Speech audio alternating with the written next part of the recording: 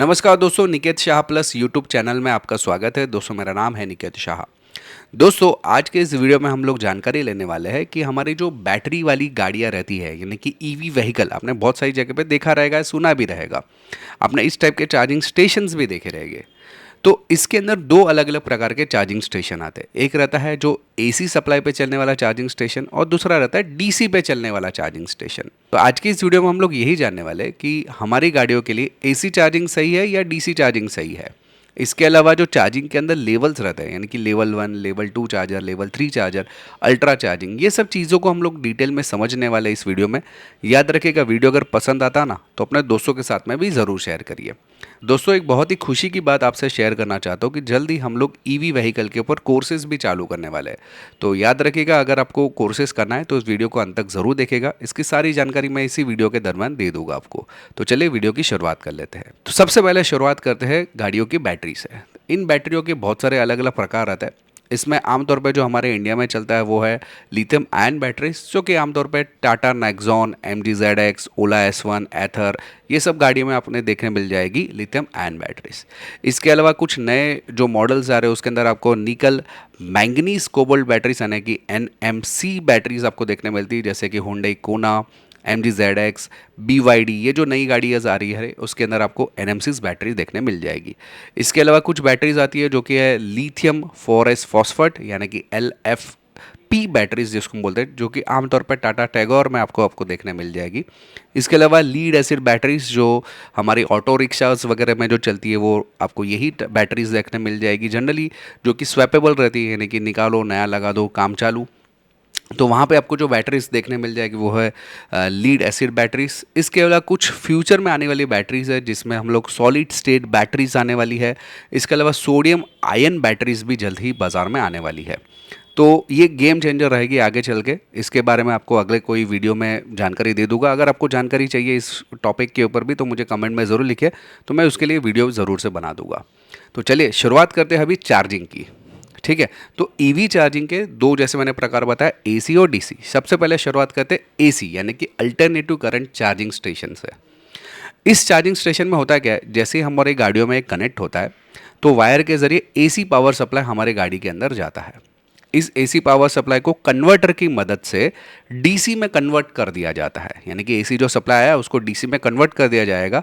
फिर उस सप्लाई को बीएमएस के इधर भेजा जाता है। बीएमएस एक सिस्टम रहता है जो कि बैटरी मैनेजमेंट सिस्टम रहता है। इस बैटरी मैनेजमेंट सिस्टम के जरिए हमारी बैटरी को चार्ज किया जाता है गाड़ी की। ठीक है, तो ये जो तरीका रहता है वो हमारे एसी सप्लाई चार्जिंग के अंदर होता है। इसके अंदर सबसे पहले आता है लेवल 1 एसी चार्जिंग। लेवल 1 आमतौर पे हमारी जो टू व्हीलर्स जनरली रहती है या कुछ कुछ आपको जो टाटा की गाड़ी आती है उसके साथ में आपको कुछ चार्जिंग स्टेशंस उसके साथ में ही दिए जाते हैं, करेक्ट। ये जो चार्जिंग स्टेशन रहती है जो कि आमतौर पे हमारे घरों में लग जाते हैं, हाउस होल्ड आउटलेट के लिए काम करते हैं, जिसमें 230 वोल्ट का सप्लाई आप दे सकते हो। और ये कुछ दिखने में इस टाइप के रहते हैं, छोटे चार्जिंग रहता है ये इस टाइप के। आपको गाड़ियों में आमतौर पे इस टाइप के दिखाई देंगे, फोर व्हीलर के अंदर, टू व्हीलर में आपको अक्सर इस टाइप में चार्जिंग स्टेशन देखने मिल जाएगा।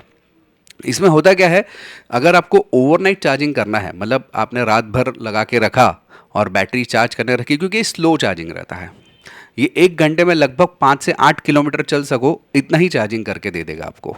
ठीक है, तो ये ओवरनाइट चार्जिंग करना है तो इसके लिए बेस्ट रहता है लेवल 1 चार्जिंग। मतलब आपने सुबह से जाकर आए किधर, रात को लगा दिया, फिर वापस सुबह निकाला, वापस सुबह काम पे गए, वापस शाम को आए, वापस रात को लगा दिया। तो इस टाइप में अगर चार्जिंग करना है तो लेवल 1 चार्जिंग जिसको हम लोग बोल सकते हैं, ये हमारे घरों में इस्तेमाल की जाते हैं। दूसरा आता है लेवल 2 एसी चार्जिंग। इस लेवल 2 एसी चार्जिंग में आपको इस टाइप का कुछ एक छोटा सा स्टेशन आपको नजर आएगा। ये एज कम्पेयर टू लेवल 1 थोड़ा सा फास्ट रहता है। ये 240 वोल्ट पे ही चलता है, यानी कि घरों की सप्लाई के ऊपर ही काम कर सकता है, लेकिन ये थोड़ा सा रेटिंग ज़्यादा रहता है, यानी कि पावर इसमें थोड़ा सा ज़्यादा रहता है। इसमें 1 घंटे में इतना चार्जिंग करता है कि लगभग 30 से 60 किलोमीटर आप एवरेज निकाल सकते हो 1 घंटे में। आमतौर पे फोर व्हीलर में आजकल जो लगाई जाती है वो इस टाइप की, घरों के नीचे जो चार्जिंग स्टेशन लगाया जाता है वो इस टाइप का रहता है, जो कि 1 घंटे में आप 30 से 40 किलोमीटर आप आराम से चला सकते हो। ये आपके घरों में लग सकता है, घरों के मतलब आपका समझो बंगलो है या आपकी बिल्डिंग है, वहाँ पे नीचे इस टाइप का स्टेशन, छोटा सा स्टेशन रहता है, वो आप लगा सकते हैं। या पब्लिक एरिया मॉल वगैरह में जाएंगे तो आपको इस टाइप के स्टेशन आपको आसानी से देखने मिल जाएंगे। ठीक है, तो ये हो गया लेवल 1 चार्जिंग और लेवल 2 चार्जिंग। अभी ये दोनों के पहले एडवांटेज और डिसएडवांटेज देख लेते हैं, ठीक है। तो अगर मैं बात करूँ कॉस्ट की, तो as compare to DC charging ये बहुत ही सस्ता है, ठीक है। मतलब ये इंस्टॉलेशन इसका काफ़ी सस्ता रहेगा और बहुत सारी जगह पे आप देखते भी रहेंगे और हो भी रहा है इस्तेमाल एसी चार्जिंग का ही। इसकी एक खास बात मैं बताऊं कि ये स्लो चार्जिंग होने की वजह से इसका जो बैटरी रहता है ना, उसका लाइफ स्पैन बढ़ जाता है, बैटरी की जो उम्र रहती है ना वो बढ़ जाती है, क्योंकि स्लो चार्जिंग की वजह से। अगर मैं डिसएडवांटेजेस की बात करूँ तो एक तो स्लो चार्जिंग है, 1 घंटे में जैसे मैंने था लेवल 1 चार्जिंग की बात करूँ तो खाली 5 से 10 किलोमीटर ही चल सकता है, या 3 से 5 किलोमीटर ही चल सकता है 1 घंटे में, बराबर है। तो पूरी रात भर आप चार्जिंग में रखेंगे तो फ़ायदा होगा। लेवल 2 में थोड़ा सा बढ़ जाता है उसके अंदर। और दूसरी बात, एसी चार्जिंग होने की वजह से मैंने आपको बताया कि जो चार्जिंग पहले जाएगा हमारे कन्वर्टर सर्किट में, एसी टू डीसी कन्वर्ट करेगा, फिर बीएमएस में जाके फिर हमारी बैटरी को चार्ज करेगा, करेक्ट। ये सिस्टम उसका डिसएडवांटेज माना जाता है एसी सप्लाई में। अगर मान लो कि जो कन्वर्टर सर्किट स्लो है ना, तो आपका चार्जिंग स्लो ही होगा, भले चार्जर कितना भी फास्ट लगा दो। समझ में आ रही बात? तो ये एक उसका डिसएडवांटेज माना जा सकता है। अभी बात करते हैं लेवल 3 चार्जिंग यानी कि डीसी चार्जिंग। लेवल 3 से डीसी चार्जिंग की शुरुआत हो जाती है।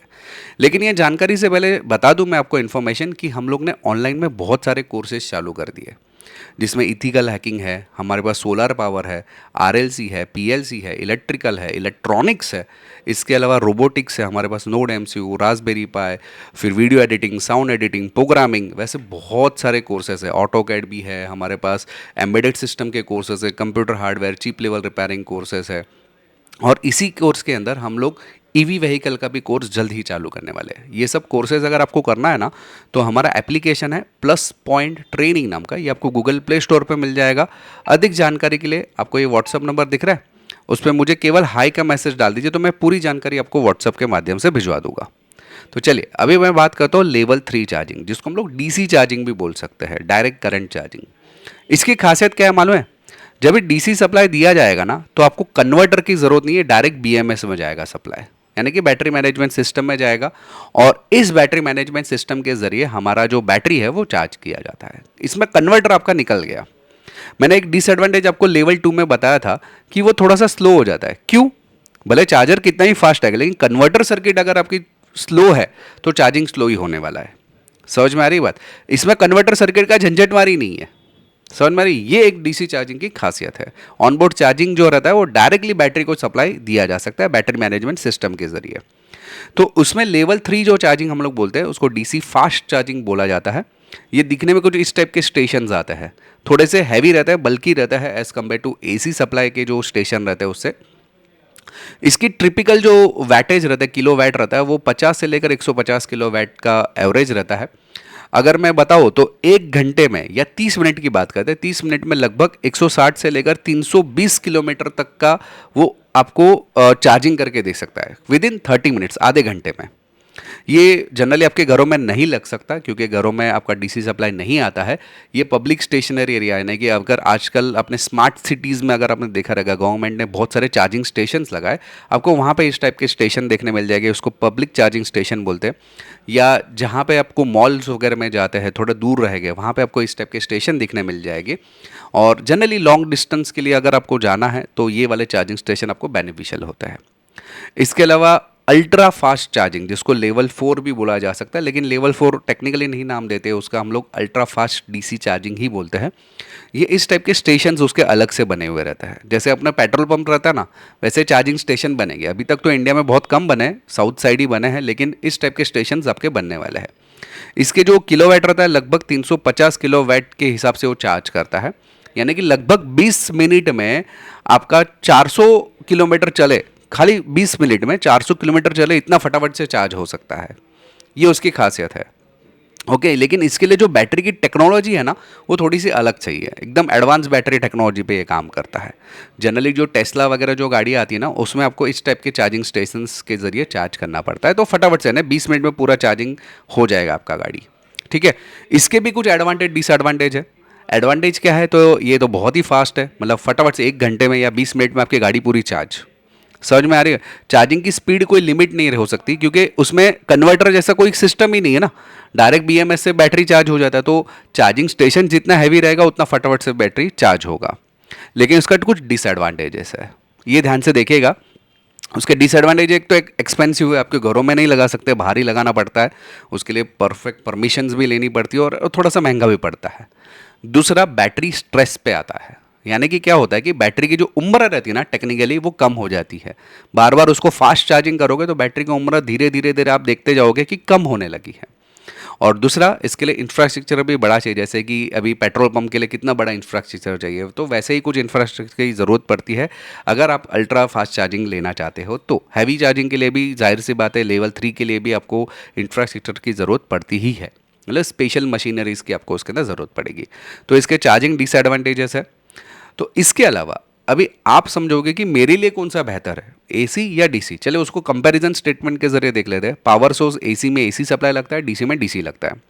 कन्वर्टर की यहाँ पे ज़रूरत पड़ती है, एसी डीसी में पहले कन्वर्ट करता है, ऑनबोर्ड चार्जिंग भी बोलते हैं हम लोग, फिर बीएमएस, फिर बैटरी। जबकि डीसी में ऐसा कुछ नहीं है, डायरेक्टली बैटरी को चार्ज करने दे देते आ। चार्जिंग स्पीड एसी सप्लाई की जो चार्जिंग है वो स्पीड स्लो रहती है, वो लगभग 20 से 40 किलोमीटर पर आवर के हिसाब से चार्ज करती है लेवल 2। जबकि डीसी चार्जिंग काफ़ी फास्ट है, लेवल 3 चार्जिंग की बात करो तो 100 से लेकर 200 किलोमीटर का चार्ज कर लेगा लगभग 30 मिनट में। कॉस्टिंग वाइज देखेंगे तो एसी चार्जिंग हमारे घरों में ही डायरेक्टली लगा के हम लोग उसको चार्ज कर सकते हैं बैटरी को, तो काफ़ी सस्ता पड़ता है। जबकि डीसी थोड़ा सा ऑफकोर्स जाहिर सी बात है कि महंगा पड़ता है। एसी चार्जिंग आपके घरों वगैरह में लगा सकते हैं हम लोग, और छोटे मोटे पब्लिक एरियाज़ में भी लगा सकते हैं, जबकि डीसी जो रहता है ना वो नहीं लगा सकते।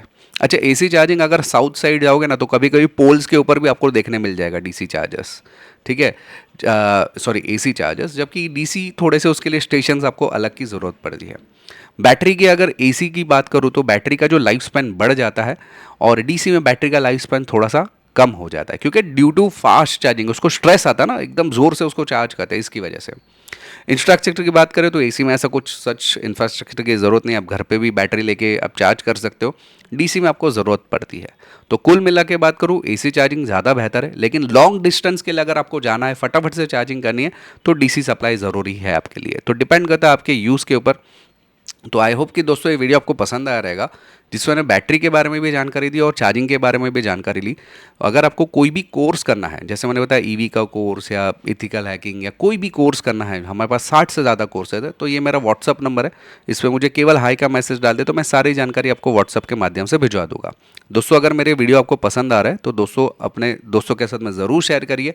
अगर आप नए हैं चैनल के ऊपर तो सब्सक्राइब का बटन दबा के बेल का आइकॉन दबा दीजिए, ताकि मेरे जो भी नए वीडियोज़ आएगा उसको नोटिफिकेशन आपको जल्द से जल्द मिल जाए। चलिए इस वीडियो में इतना ही। Thanks for listening.